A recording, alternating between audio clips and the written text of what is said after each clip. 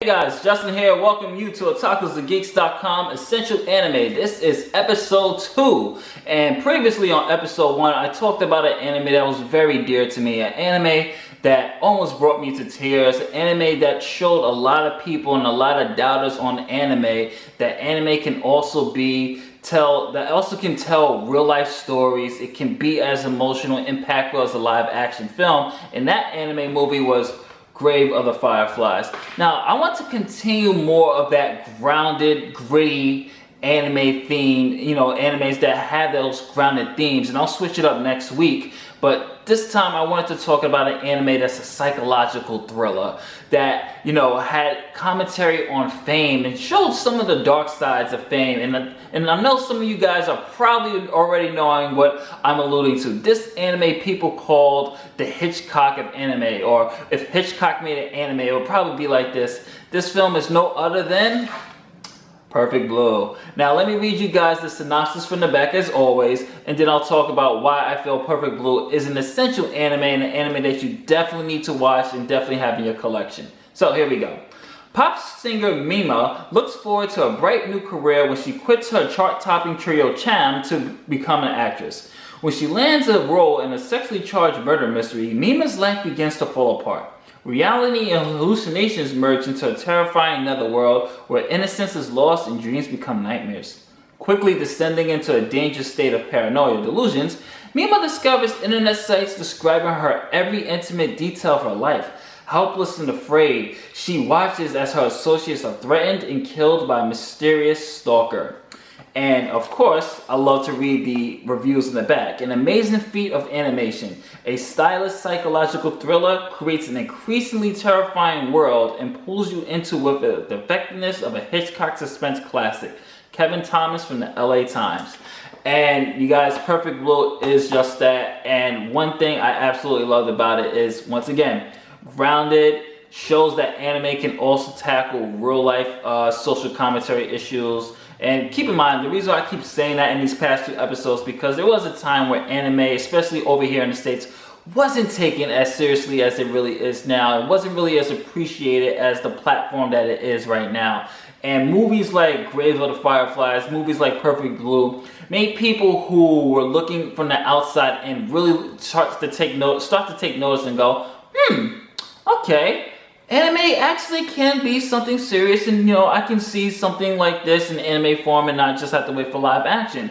And what Perfect Blue really did for a lot of people was that it really showed, once again, that psychological aspect. Here you have a character, Mima, who just dreamed of being a star, and she wasn't feeling like she was growing with her trio group CHAM. They weren't really doing good on the charts. So she made the brave decision to leave CHAM and become an actress. But in order to do that, just like how many actresses are, they had to start from the ground up. So you see her taking little small roles until she got a bigger role with her with the show that she was on. But she had to take more challenges. She had to do sex scenes. She had to do a sex scene. She had to pose nude, and it really challenged things that actresses actually have to go through. And one thing I did like about Perfect Blue is that the commentary on fame, and it really shows the dark side of fame. I mean, Mima is being stalked here. You have someone that's absolutely obsessed with her,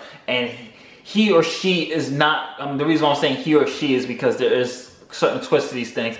The person who's stalking Mima is not going to stop until Mima is all theirs. And I love the darkness and the descent into Mima's madness, and the way the animation does it is just beautifully done.